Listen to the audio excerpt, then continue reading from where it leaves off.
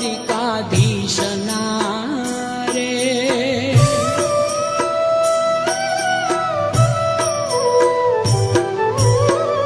કેરા પીતાંબર સુંદર શ્યામલે એ માથે મોર મુગટ ધરા દર્શન આપે દયાળુ કૃષ્ણજી વાલો માંગે